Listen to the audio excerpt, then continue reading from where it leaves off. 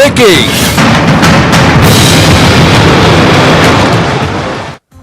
KPCC ಪಟ್ಟ ಹತ್ತಿರ ಆಗ್ತಿದ್ದಂಗೆ ಸಂಕಷ್ಟ. ಡಿಕೆಶಿ ವಿರುದ್ಧ ಸಿಡಿದೆದ್ದ ಒಕ್ಕಲಿಗರು, ಟ್ರಬಲ್ ಶೂಟರ್ ವಿರುದ್ಧ ಮುಗಿಬಿದ್ದ ಬಿಜೆಪಿಗರು. ಇದು ಪ್ರತಿಮೆ ರಾಜಕೀಯ.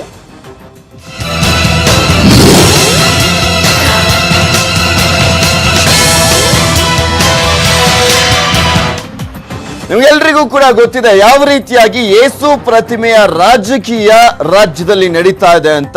ಯೇಸು ಪ್ರತಿಮೆ ನಿರ್ಮಾಣಕ್ಕೆ ಕೊಟ್ಟಿದ್ದಂತ ಆ ಒಂದು ಜಮೀನು ಏನ್ ವಿವಾದಕ್ಕೆ ಕಾರಣವಾಗಿದೆ, ಅದನ್ನ ವಾಪಸ್ಸು ಪಡೆಯುವಂತ ಸಾಧ್ಯತೆ ಇದೆ ಅಂತ ಹೇಳಲಾಗ್ತಾ ಇರುವಂತದ್ದು. ಜಮೀನು ವಾಪಸ್ಸು ಪಡೆಯೋದಕ್ಕೆ ಮುಂದಾಗಿದೆ ಸರ್ಕಾರ ಅಂತ ಹೇಳಲಾಗ್ತಾ ಇದೆ. ಈ ಬಗ್ಗೆ ವರದಿಯನ್ನ ಕೂಡ ಬರೆದುಕೊಂಡಿದ್ದಾರೆ ಕಂದಾಯ ಇಲಾಖೆ ಸಚಿವರಾಗಿರುವಂತ ಆರ್ ಅಶೋಕ್ ಅವರು.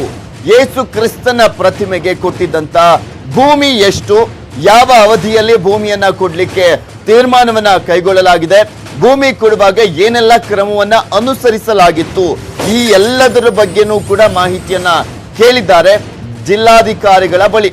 ಈ ಮಾಹಿತಿಯಲ್ಲಿ ಡಿಕೆಶಿಯ ಪ್ರಭಾವ ಬಳಸಿರುವಂತ ಆರೋಪ ಕೂಡ ಈಗ ಕೇಳಿ ಬಂದಿದೆ. ಜಮೀನು ಕೊಡ್ಲಿಕ್ಕೆ ಡಿಕೆಶಿ ಪ್ರಭಾವ ಬಳಸಿರುವಂತ ಆರೋಪ ಕೇಳಿ ಬಂದಿರುವಂತದ್ದು. ಪ್ರಭಾವವನ್ನ ಬಳಸಿ ಜಮೀನು ಕೊಟ್ಟಿರುವಂತ ಆರೋಪ ಇದೆ ಅವರ ಮೇಲೆ. ಇನ್ನು ವರ್ಗಾವಣೆ ವೆಚ್ಚ ನೀಡದೆ ಫ್ರೀಯಾಗಿ ಭೂಮಿಯನ್ನ ಕೊಡಿಸಿದ್ರ ಡಿಕೆಶಿ ಎನ್ನುವ ಪ್ರಶ್ನೆ ಕೂಡ ಎದ್ದಿದೆ. ಹಿಂದಿನ ಮೈತ್ರಿ ಸರ್ಕಾರದಲ್ಲಿ ಭೂಮಿಯನ್ನ ಪಡೆದಿದ್ದಾರೆ. 10 ಎಕರೆ ಜಮೀನನ್ನ ಟ್ರಸ್ಟ್ಗೆ ಕೊಡಲಾಗಿರುವಂತದ್ದು. ಹಿಂದಿನ ಮೈತ್ರಿ ಸರ್ಕಾರದಲ್ಲಿ ಪಡ್ಕೊಂಡಿರುವಂತದ್ದು ಭೂಮಿಯನ್ನ. ಅದಾದ್ಮೇಲೆ ಟ್ರಸ್ಟ್ಗೆ ನೀಡಲಾಗಿದೆ. ಇದೀಗ ಭೂಮಿಯಲ್ಲಿ ಯೇಸು ಪ್ರತಿಮೆ ಶಿಲಾನ್ಯಾಸವನ್ನ ನೆರವೇರಿಸಲಾಗಿದೆ. ಅಂದ್ರೆ ಅದಕ್ಕೆ ಚಾಲನೆ ಅಂದ್ರೆ ಅದಕ್ಕೆ ಶಂಕುಸ್ಥಾಪನೆಯನ್ನ ನೆರವೇರಿಸಿದ್ದಾರೆ. ಈಗಾಗಲೇ ಡಿಕೆ ಶಿವಕುಮಾರ್ ಅವರು ಇದರ ಮಾಹಿತಿಯನ್ನ, ಸಂಪೂರ್ಣವಾದಂತ ಮಾಹಿತಿಯನ್ನ ಜಿಲ್ಲಾಧಿಕಾರಿಗಳು ಕಂದಾಯ ಸಚಿವ ಅಶೋಕ್ ಅವರಿಗೆ ನೀಡಿದ್ದಾರೆ. ಸಂಪೂರ್ಣ ವರದಿ ಈಗ ಆಲ್ರೆಡಿ ಅಶೋಕ್ ಅವರ ಕೈ ಸೇರಿದೆ. ಇದೀಗ ಡಿಸಿ ವರದಿಯನ್ನ ಪರಿಶೀಲಿಸಲಿದ್ದಾರೆ ಸಚಿವ ಅಶೋಕ್ ಅವರು. ಭೂಮಿ ವಾಪಸ್ಸು ಪಡೀಲಿಕ್ಕೆ ಕಂದಾಯ ಸಚಿವರು ತೀರ್ಮಾನವನ್ನ ಕೂಡ ಮಾಡಿದ್ದಾರೆ ಅಂತ ಹೇಳಲಾಗ್ತಾ ಇದೆ. ಅಂತಿಮವಾಗಿ ಈ ಬಗ್ಗೆ ಸಿಎಂ ಜೊತೆ ಚರ್ಚಿಸಿ ನಿರ್ಧಾರವನ್ನ ಕೈಗೊಳ್ಳಲಿದ್ದಾರೆ. ಆಬ್ವಿಯಸ್ಲಿ ಒಬ್ಬರು ಸಚಿವರು ಮುಖ್ಯಮಂತ್ರಿಗಳ ಜೊತೆ ಇಷ್ಟೊಂದು ದೊಡ್ಡ ಮಟ್ಟದಲ್ಲಿ ವಿವಾದ ಆಗಿರುವಂತಹ ಹಿನ್ನೆಲೆಯಲ್ಲಿ ಮುಖ್ಯಮಂತ್ರಿಗಳ ಜೊತೆ ಚರ್ಚೆಯನ್ನ ಮಾಡ್ತಾರೆ. ಸೋಮವಾರ ಸಂಪುಟ ಸಭೆಯಲ್ಲಿ ಅಂತಿಮ ತೀರ್ಮಾನವನ್ನ ಕೈಗೊಳ್ಳುವಂತ ಸಾಧ್ಯತೆ ಇರುವಂತದ್ದು. ಕಪಾಲ ಬೆಟ್ಟದಲ್ಲಿ ನಿರ್ಮಾಣವಾಗಬೇಕಾಗಿದ್ದಂತ ಯೇಸು ಪ್ರತಿಮೆಗೆ ಬ್ರೇಕ್ ಬೀಳುವಂತ ಸಾಧ್ಯತೆ ಗೋಚರಿಸ್ತಾ ಇದೆ. ರಾಮನಗರ ಜಿಲ್ಲೆ ಕನಕಪುರ ತಾಲೂಕಿನ ಆರೋಬೆಲೆಯ ಕಪಾಲಗುಡ್ಡ ಇದು.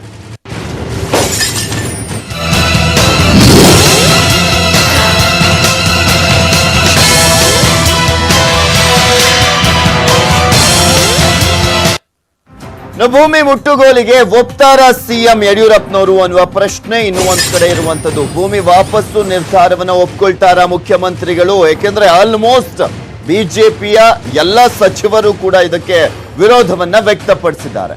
ಕಪಾಲಗುಡ್ಡ ಭೂಮಿ ವಿಷಯದಲ್ಲಿ ಬಿಎಸ್ವೈ ಮಾತ್ರ ಇದುವರೆಗೂ ತುಟ್ಟಿಕ್ ಪಿಟಿಕ್ ಅಂದಿಲ್ಲ, ತಟಸ್ಥವಾಗಿ ಇದ್ದಾರೆ. ಈ ಹಿಂದೆ ಮೆಡಿಕಲ್ ಕಾಲೇಜು ಕಿತ್ಕೊಂಡಾಗ್ಲೂ ಅಷ್ಟೇ ಯಡಿಯೂರಪ್ಪನವರೊಂದು ಮಾತನ್ನ ಹೇಳಿದ್ರು, ನಾವು ಚಿಕ್ಕಬಳ್ಳಾಪುರಕ್ಕೆ ಕೊಟ್ಟಿದ್ದೀವಿ ಮೆಡಿಕಲ್ ಕಾಲೇಜನ್ನ, ನಾನು ಡಿಕೆ ಶಿವಕುಮಾರ್ ಅವರನ್ನ ಮಾತಾಡ್ತೀನಿ, ಅವರನ್ನ ಮನವೊಲಿಸ್ತೀನಿ ಅಂತ ಹೇಳಿದ್ರು.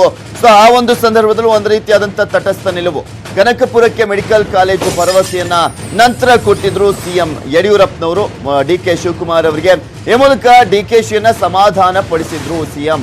ರಾಜಕೀಯದಲ್ಲಿ ಮಾತ್ರ ಡಿಕೆಶಿ ಮತ್ತು ಯಡಿಯೂರಪ್ಪನವರು ವೈರಿಗಳು. ವೈಯಕ್ತಿಕವಾಗಿ ಇವರ ಸಂಬಂಧ ಉತ್ತಮವಾಗಿ ಇದೆ.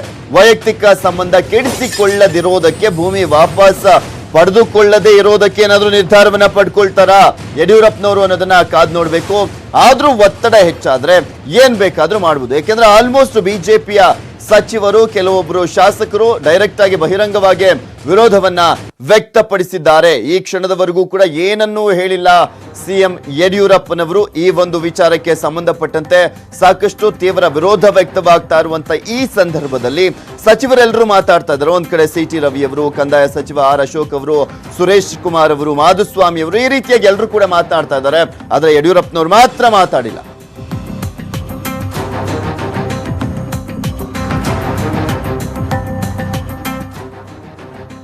ನವೆಂಬರ್ 8ರಂದು ಸಮಾರಂಭವೊಂದರಲ್ಲಿ ಸಿಎಂ ಯಡಿಯೂರಪ್ಪರನ್ನ ಡಿಕೆ ಸುರೇಶ್ ಕುಮಾರ್ ಅವರು ಹೊಗಳಿದ್ರು. ಮೆಡಿಕಲ್ ವಿಚಾರವಾಗಿ ಬಹಿರಂಗ ಸಭೆಯಲ್ಲಿ ಮಾತನಾಡಿದ್ರು. ಡಿಕೆ ಸುರೇಶ್ ಮಾತಿಗೆ ಬಿಎಸ್ವೈ ಸಹ ಮೆಡಿಕಲ್ ಕಾಲೇಜು ಮಂಜೂರು ಮಾಡುವ ಭರವಸೆಯನ್ನ ನೀಡಿದರು. ಮಾನ್ಯ ಮುಖ್ಯಮಂತ್ರಿಗಳು ಮತ್ತು ಉಪಮುಖ್ಯಮಂತ್ರಿಗಳು ಇಬ್ಬರು ಚಿಕ್ಕಬಳ್ಳಾಪುರಕ್ಕೆ ಹೋಗ್ತಾ ಇದ್ದಾರೆ. ಖರಗ್ಪುರದಿಂದ ರಾಮನಗರ ಜಿಲ್ಲೆ ಮೆಡಿಕಲ್ ಕಾಲೇಜನ್ನ ಖರಗ್ಪುರಕ್ಕೆ ತಗೊಂಡು ಹೋಗ್ತಾ ಇದ್ದಾರೆ. ನನಗನ್ನಿಸ್ತದೆ ಹೋಗೋದ್ರೆ ಇನ್ನೊಂದು ಕಾಲೇಜನ್ನ ಅಲ್ಲಿ ಮಂಜೂರಾತಿ ಮಾಡ್ತಾ ಇದ್ದೀನಿ ರಾಮನಗರ ಜಿಲ್ಲೆಗೆ ಹೇಳ್ತಾರೆ ಅಂತಕ್ಕಂಥ ಭರವಸೆ ನನಗಿದೆ. ಯಾಕೆಂತಂದ್ರೆ ರಾಮನಗರ ಜಿಲ್ಲೆಯನ್ನ ಕಡೆಗಣನೆ ಮಾಡೋದಿಲ್ಲ ಅಂತಕ್ಕಂಥ ಭರವಸೆ ನನಗೆ ಮತ್ತು ಡಿ ಕೆ ಶಿವಕುಮಾರ್ ಅವರಿಗೆ. ಸಂಸತ್ ಸದಸ್ಯ ಸುರೇಶ್ ಅವರು ಮೆಡಿಕಲ್ ಕಾಲೇಜಿನ ಪ್ರಸ್ತಾಪ ಮಾಡಿದ್ದಾರೆ. ನಾನು ಡಿ ಕೆ ಶಿವಕುಮಾರ್ ಅವರು ನಾನು ಆತ್ಮೀಯ ಸ್ನೇಹಿತೆ. ನಾನು ಬೇರೆ ಪಕ್ಷ ಇರ್ಬೋದು, ನಾನು ಬೇರೆ ಪಕ್ಷ ಇರ್ಬೋದು, ಅವ್ರ ಜೊತೆ ಸಮಾಲೋಚನೆ ಮಾಡಿ ಸೂಕ್ತವಾದ ಸ್ಥಳದಲ್ಲಿ ಮೆಡಿಕಲ್ ಕಾಲೇಜಿನ ಅನುಭವ ಮಾಡ್ತೇವೆ ಅನ್ನೋ ಭರವಸೆಯನ್ನು ಕೊಟ್ಟು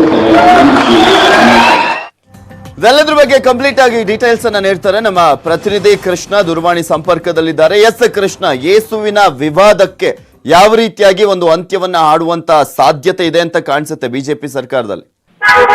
ಪೃಥ್ವಿರಾಜ್, ಈಗಾಗಲೇ ಏನು ಕೊಟ್ಟಿರ್ತಕ್ಕಂಥ ಜಮೀನು ಅಂದ್ರೆ ಈಗಾಗಲೇ ಕಪಾಲಗುಡ್ಡದಲ್ಲಿ ಜಮೀನನ್ನು ಕೊಟ್ಟಿದ್ದಾರೆ ಯೇಸು ಕ್ರಿಸ್ತನ ಪ್ರತಿಮೆಗೆ. ಆ ಒಂದು ಜಾಗವನ್ನ ವಾಪಸ್ ಪಡೆಯೋದಕ್ಕೆ ಈಗ ರಾಜ್ಯ ಸರ್ಕಾರ ಮುಂದಾಗಿದೆ ಅನ್ನುವಂಥದ್ದು ಹೇಳಲಾಗ್ತಾ ಇದೆ. ಈಗಾಗಲೇ ಕಂದಾಯ ಸಚಿವರು ಆರ್ ಅಶೋಕ್ ಅವರು ಹೇಳಿರುವಂತ ಪ್ರಕಾರವಾಗಿ ಡಿ ಕೆ ಶಿವಕುಮಾರ್ ಅವರು ತಮ್ಮ ಪ್ರಭಾವವನ್ನ ಬಳಸೋದ್ರ ಮೂಲಕವಾಗಿ ಆ ಒಂದು ಜಮೀನನ್ನ ಪಡೆದಿದ್ದಾರೆ. ಜೊತೆಗೆ ಅಲ್ಲಿ ಭೂಮಿ ಅಂದ್ರೆ ವರ್ಗಾವಣೆ ವೆಚ್ಚವನ್ನು ಕೂಡ ಕೊಟ್ಟಿಲ್ಲ ಅನ್ನುವಂಥದ್ದು ಒಂದು ಆರೋಪವನ್ನು ಕೂಡ ಮಾಡಿದ್ದಾರೆ. ಹೀಗಾಗಿ ಇಲ್ಲ ಒಂದ್ ಕಡೆ ಡಿ ಕೆ ಶಿವಕುಮಾರ್ ಅವರು ಬಹಳ ಪ್ರಭಾವದಿಂದಾನೇ ಈ ಒಂದು ಆಸ್ತಿಯನ್ನ ಸರ್ಕಾರಿ ಜಮೀನಿನ ಏನು ವಶಕ್ಕೆ ಪಡಿಸ್ಕೊಳ್ಳೋದ್ರ ಮೂಲಕವಾಗಿ ಅವ್ರಿಗೆ ದಾನವಾಗಿ ಕೊಟ್ಟಿದ್ದಾರೆ. ಇದು ಸರ್ಕಾರಿ ಜಾಗ, ಅದೇನು ಎಂ ಎಲ್ ಎ ಜಮೀನಲ್ಲ. ಹೀಗಾಗಿ ಅದನ್ನ ವಾಪಸ್ ಪಡಬೇಕು ಅನ್ನೋದೊಂದು ತೀರ್ಮಾನವನ್ನು ಈಗಾಗಲೇ ಮಾಡಿದ್ದೇವೆ. ಈಗಾಗಲೇ ವರದಿಯನ್ನು ಕೂಡ ಕೇಳಿದ್ದೇವೆ, ಅನ್ನೊಂದು ಮಾಹಿತಿಯನ್ನು ಕೂಡ ಹೇಳಿರುವಂತದ್ದು. ಈಗಾಗಲೇ ವರದಿಯನ್ನು ಕೂಡ ಡಿಸಿ ಇಂದ ಪಡ್ಕೊಂಡಿರುವಂತದ್ದು. ಈಗಾಗಲೇ ವರದಿ ಪರಿಶೀಲನೆ ನಡೆಸಿರುವಂತಹ ಆರ್ ಅಶೋಕ್ ಅವರು ಸೋಮವಾರ ಒಂದು ಸಚಿವ ಸಂಪುಟ ಸಭೆ ಕೂಡ ಇದೆ. ಆ ಸಚಿವ ಸಂಪುಟ ಸಭೆಯಲ್ಲಿ ಅಂತಿಮವಾಗಿ ನಿರ್ಧಾರ ಕೈಗೊಳ್ಳುವಂತ ಸಾಧ್ಯತೆ ಇದೆ. ಆದ್ರೆ ಮುಖ್ಯಮಂತ್ರಿ ಬಿ ಎಸ್ ಯಡಿಯೂರಪ್ಪ ಈ ಒಂದು ವಿಚಾರದಲ್ಲಿ ತಟಸ್ಥವನ್ನ ತಾಳಿದ್ದಾರೆ. ಇನ್ನು ಮೆಡಿಕಲ್ ಕಾಲೇಜು ವಿಚಾರದಲ್ಲೂ ಕೂಡ ಬಹಳ ತಟಸ್ಥವಾಗಿದ್ರು. ನಂತರವಾಗಿ ಮೆಡಿಕಲ್ ಕಾಲೇಜ್ ಶಿಫ್ಟ್ ಮಾಡೋದ್ರ ಮೂಲಕವಾಗಿ ಚಿಕ್ಕಬಳ್ಳಾಪುರಕ್ಕೆ ಶಿಫ್ಟ್ ಮಾಡೋದ್ರ ನಂತರವಾಗಿ ಅವರಿಗೆ ಡಿ ಕೆ ಶಿವಕುಮಾರ್ ಭರವಸೆ ಕೊಟ್ಟಿದ್ರು. ಅದರಂತೆ ಡಿ ಕೆ ಶಿವಕುಮಾರ್ಗೆ ಈ ಒಂದು ವಿಚಾರದಲ್ಲಿ ಏನಾದ್ರು ಅವ್ರಿಗೆ ಮುಂದುವರೆದಕ್ಕೆ ಏನಾದ್ರು ತೀರ್ಮಾನವನ್ನ ಮಾಡ್ತಾರೆ ಮುಖ್ಯಮಂತ್ರಿ ಬಿ ಎಸ್ ಯಡಿಯೂರಪ್ಪನವರು ಅನ್ನೋದು ಕೂಡ ಕಾದು ನೋಡ್ಬೇಕಿದೆ. ಯಾಕಂದ್ರೆ ಮುಖ್ಯಮಂತ್ರಿ ಯಡಿಯೂರಪ್ಪ ಜೊತೆಗೆ ಡಿ ಕೆ ಶಿವಕುಮಾರ್ ಇಬ್ರು ಕೂಡ ವೈಯಕ್ತಿಕವಾಗಿ ಉತ್ತಮ ಸಂಬಂಧವನ್ನ ಹೊಂದಿದ್ದಾರೆ. ಹೀಗಾಗಿ ವೈಯಕ್ತಿಕ ಸಂಬಂಧಕ್ಕಾದ್ರೂ ಒತ್ತಡಕ್ಕೆ ಏನಾದ್ರು ಮಾಡಿದು ಮುಖ್ಯಮಂತ್ರಿ ಬಿ ಎಸ್ ಯಡಿಯೂರಪ್ಪ ಏನಾದ್ರು ಆ ಒಂದು ಜಾಗವನ್ನ ಡಿ ಕೆ ಶಿವಕುಮಾರ್ಗೆ ಏನಾದ್ರು ಕೊಡ್ತಾರ ಅನ್ನೋದು ಕೂಡ ಕಾದು ನೋಡ್ಬೇಕಾಗಿದೆ. ಒಟ್ಟಾರೆ ಈ ಒಂದು ವಿಚಾರ ಸದ್ಯಕ್ಕೆ ಮುಖ್ಯಮಂತ್ರಿ ಬಿ ಎಸ್ ಯಡಿಯೂರಪ್ಪನವ್ರ ಮೇಲೆ ನಿಂತಿರುವಂತದ್ದು. Prithviraj, okay, thank you Krishna ನಿಮ್ಮೆಲ್ಲ ಡೀಟೇಲ್ಸ್ಗಾಗಿ. ಮಲೆ ಮಹದೇಶ್ವರ ಮತ್ತೆ ಕೋಟ್ಯಾಧೀಶನಾಗಿದ್ದಾನೆ. ಹುಂಡಿ ಸಂಗ್ರಹದಲ್ಲಿ ಮಾದಪ್ಪ ದಾಖಲೆಯನ್ನ ಬರೆದಿರುವಂತದ್ದು. ಹುಂಡಿಯಲ್ಲಿ ಕೋಟಿಗಟ್ಟಲೆ ಹಣ ಸಂಗ್ರಹವಾಗಿದೆ. 1,88,00,000 ರೂಪಾಯಿ 21,000 ಕಲೆಕ್ಟ್ ಆಗಿರುವಂತದ್ದು. ಇದರ ಜೊತೆಗೆ 48 ಗ್ರಾಂ ಚಿನ್ನ, 1 ಕೆಜಿ 800 ಗ್ರಾಂ ಬೆಳ್ಳಿ ಕೂಡ ಸಂಗ್ರಹವಾಗಿದೆ. ನಿನ್ನೆ ತಡರಾತ್ರಿಯವರೆಗೂ ಕೂಡ ನಡೆದಿದೆ ಹುಂಡಿಯ ಎಣಿಕೆ.